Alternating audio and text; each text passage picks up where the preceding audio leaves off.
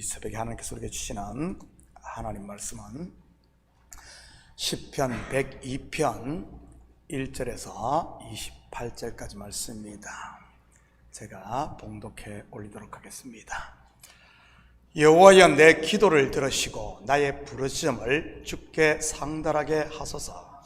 나의 괴로운 날에 주의 얼굴을 내게서 숨기지 마소서. 주의 귀를 내게 기울이사 내가 부르짖는 날에 속히 내게 응답하소서.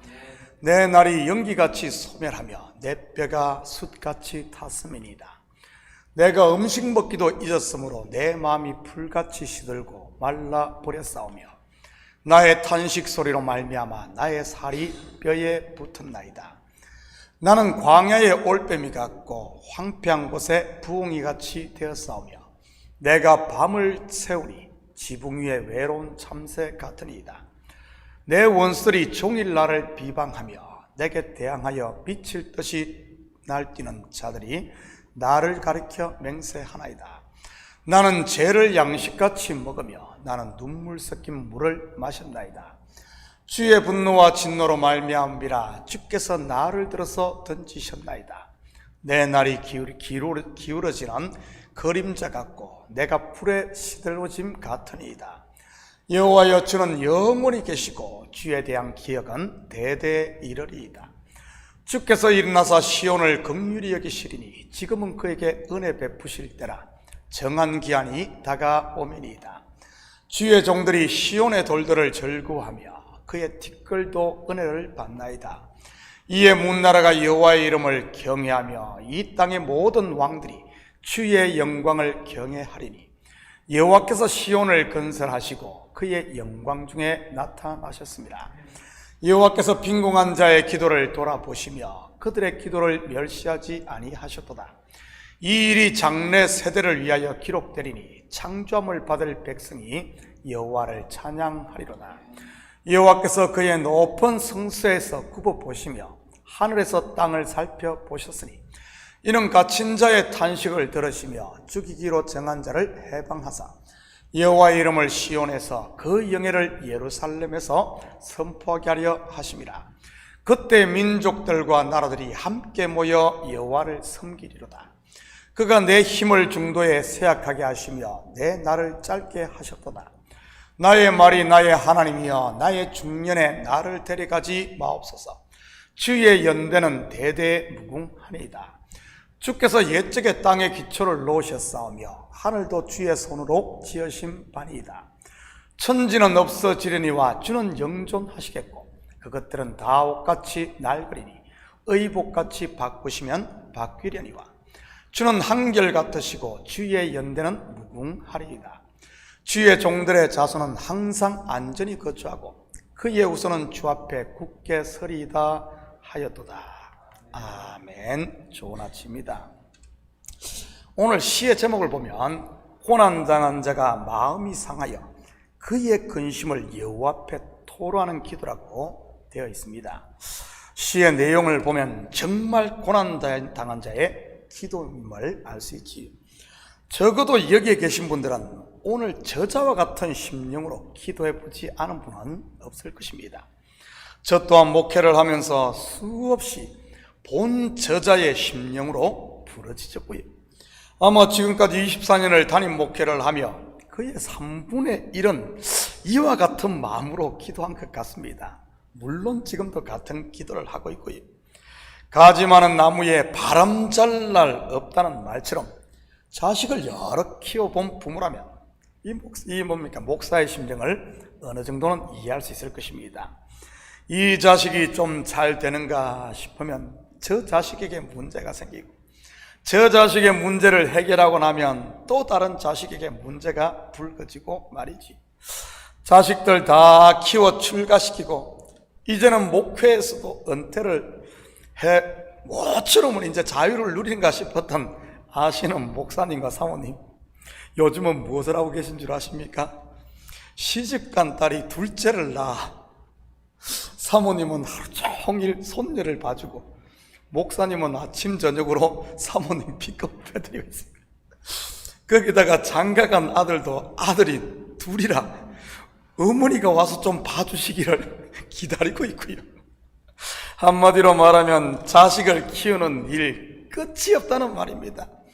이것은 목회도 마찬가지인 것이고요. 한 문제를 해결하고 나면 또 다른 문제가 기다리고 있고, 한 성도의 문제가 해결되면 또 다른 성도의 어려운 일이 눈에 들어오고 말이지. 그러니 기도와 간구가 꼬리에 꼬리를 무는 것이지. 그런데 오늘 시는 처음에는 고난당한 한 개인의 기도처럼 느껴집니다.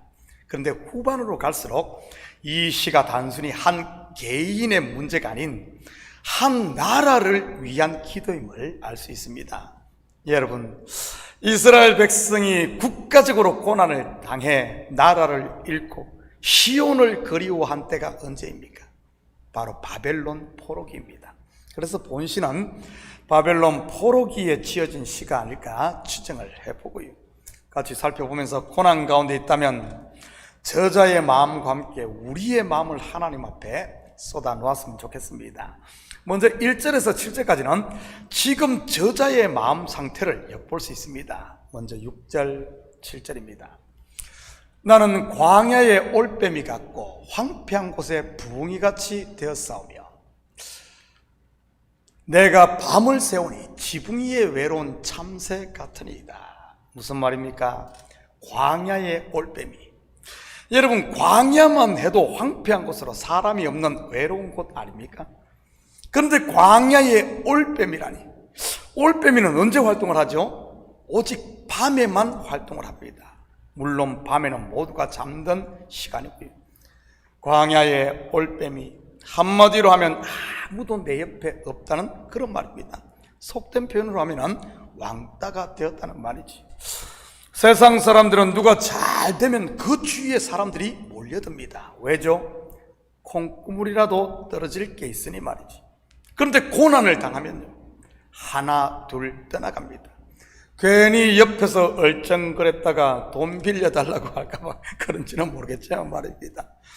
성경에서 대표적인 경우가 동방의 의인 욥의 케이스 아닙니까? 그가 소위 잘 나갈 때는 어땠습니까? 자식들이 잔치를 벌이면 친구들이 인산인해를 이루고 욥 주위에도 많은 사람들이 있어 함께 즐기기도 하고 나누어 주기도 했습니다. 그런데 그가 환난을 만나서 어떻게 됩니까? 하나 둘 떠나고 결국에는 마지막 남은 자기의 아내마저 욕을 하고 떠납니다. 거기다가 친구라고 찾아온 3명은 친구가 아니라 원수짓을 하고 위로한답시고 하는 말이 네가 죄를 지어서 이런 일이 일어났으니 회개하라고 정죄만 일삼으니 말이지. 사실 제대로 알지도 못하면서 말입니다. 나중에 가면 누가 회개할 사람입니까? 바로 새 친구 아닙니까? 고난당한 욥, 광야의 올빼미가 된 것이지. 황폐한 곳에 부엉이, 지붕 위에 외로운 참새, 같은 표현인 것이고요. 여러분, 보통 참새는 어떻게 살던가요? 무리를 지어 삽니다. 적게는 수십 마리, 많게는 수백 마리씩 말이지. 가끔 참새떼들이 지나가는 것을 보면 정말 장관인 경우가 있습니다. 그런데 신기한 것은 그 많은 참새가 한꺼번에 확 날아가는데도 뭐 서로 부딪혀가고 떨어지는 것은 없더라고요. 참새는 그렇게 다녀야 한대. 지붕 위에 외로운 참새. 상상만 해도 외롭지 않습니까?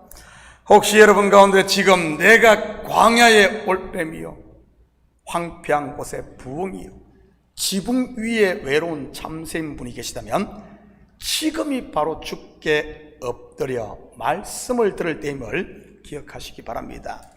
광야로 번역된 히브리어가 미드바르입니다. 그런데 재밌게도 하나님의 말씀도 같은 어원을 가진 다바르입니다.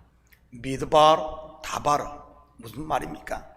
미드바르 곧 광야는 다바르, 즉 하나님의 말씀을 듣는 장소라는 말입니다. 출애굽한 이스라엘 바로 광야에 있는 시내산에서 하나님의 말씀을 받았습니다. 사실 우리가 살다 보면 사람들 속에 뒤섞여 살 때는 하나님의 음성을 듣기가 쉽지 않습니다. 왜? 사람들 사이에서 아웅다웅 살다 보면 말이지요. 그런데 지붕 위에 외로운 참새가 되면 어떻습니까? 오직 하나님만 바라보게 되는 것입니다. 적어도 성도라면 말이지요. 다윗이나 모세, 야곱도 전부 광야에서 하나님을 만나지 않았습니까? 어떻게 보면 우리 교회 또한 지금 하나님의 음성을 들을 때인 것이고요. 사람들이 막 몰려와 부흥할 때는 이것저것 일하고 섬기느라 정신이 없지 않습니까? 그런데 지금은 어떻습니까? 이 새벽 예배 시간 몇 명 없으니 아주 고요하지 않나요? 왜 사람들이 없어? 이러지 마시고 나에게 말씀하시는 주님의 음성이 들었대요. 주님의 음성에 귀 기울이시기를 축복합니다. 8절입니다. 내 원수들이 종일 나를 비방하며 내게 대항하여 미칠 듯이 날뛰는 자들이 나를 가리켜 맹세하나이다. 아주 표현 자체가 원색적입니다. 내게 대항하여 미칠 듯이 날뛰는 자들이라고 하는 말이지. 쉽게 말하면 물불 가리지 않고 달려든다는 말입니다. 살다 보면 이런 분들 만날 때가 있지 않습니까? 자기가 궁지에 몰리면 이판사판인 분들 말이지. 이런 사람들 조심해야 하는 겁니다. 지도 궁지에 몰리면 고양이를 문다고 하니 말입니다. 여러분 한번 상상해 보십시오. 고양이가 쥐에게 물려 낑낑대고 있는 모습 말이지요. 고양이 자존심 다 구겨지는 것 아니겠어요? 그렇다면 이럴 때는 어떻게 해야겠습니까? 9절입니다. 나는 죄를 양식같이 먹으며 나의 눈물 섞인 물을 마셨나이다. 무슨 말이죠? 원수와 맞짱을 뜬다든지 아니면 원수를 향해 일을 가는 것이 아니라 하나님 앞에 엎드리는 것입니다. 성경에서 죄와 눈물은 대표적인 회개를 상징하는 단어인 것이고요. 원수는 나를 비방하고 죽이겠다고 날뛰는데 나는 어떻게 한다는 말입니까? 그냥 그렇게 놔두고 주님 앞에 나아간다는 것입니다. 그러면 싸움이 될까요? 우리 속담에 손바닥도 마주쳐야 소리가 난다고 하지 않습니까? 싸움이 되지 않는 겁니다. 하나님께 맡기고 놔두면 되는 것이지요. 모세도 그랬지 않습니까? 하나님께서 너를 꾸짖으시기를 원하노라 하며 마귀가 태양할 때 싸운 것이 아니라 하나님께 맡긴 것 말입니다. 이것이 성도의 승리 비결인 것이고요.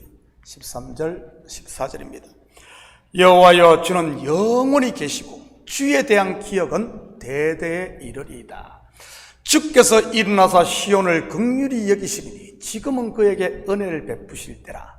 정한 기한이 다가오미니이다. 여기서부터는 민족적인 이야기로 바뀌는 것을 볼 수 있습니다. 비록 하나님의 백성 유다는 바벨론에 의해 멸망당했지만 자기 백성을 향한 하나님의 사랑은 여전하다는 말이지요. 나라가 없어지고 성전이 무너졌다고 하나님을 잊는 것이 아니라 그러면 그럴수록 어려움이 더하면 더할수록 더 뚜렷하게 주에 대한 기억을 한다는 말입니다. 실제로 바벨론에 끌려간 유대인들 70년 포로기를 지나며 그들의 신앙이 회복됩니다. 그때의 모습을 그려주는 성경이 에스더서나 다니엘서 아닙니까? 그때 하나님의 백성들의 신앙의 특징이 뭡니까?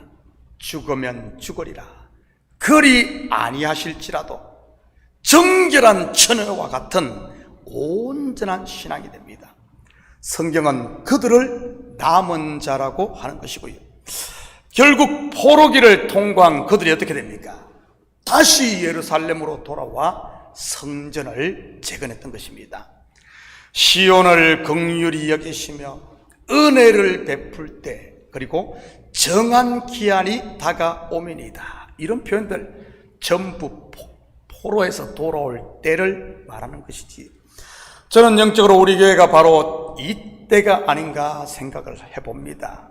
자리를 털고 일어날 때 죄와 사망의 자리 곧 무덤에서 나올 때 말이지.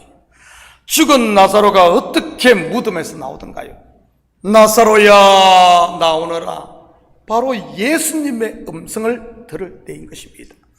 사랑하는 성도 여러분, 오늘 하루도 이 새벽뿐만 아니라 여러분의 삶의 현장에서 말씀하시는 하나님의 음성을 들음으로 사망의 그늘에서 이제는 빛 가운데로 나와 빛의 자녀로 당당히 사는 이런 복된 하루 되기를 예수님의 이름으로 축복합니다. 같이 기도합니다.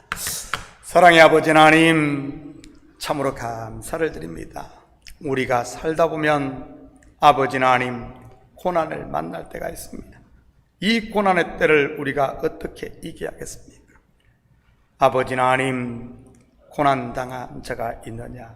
저는 기도할 것이 맞습니다. 지금이 기도할 때요, 부르실 때임을 알고 광야와 같은 아버지 하나님 고난 가운데서 다시 한 번 더 하나님을 만나 첫사랑을 회복함으로 아버지 하나님, 우리의 인생 나그네 길, 천성을 향해 가는 길 끝까지 주와 더불어 달려갈 수 있도록 축복하여 주시옵소서. 감사드리며 예수님의 이름으로 기도드립니다. 아멘.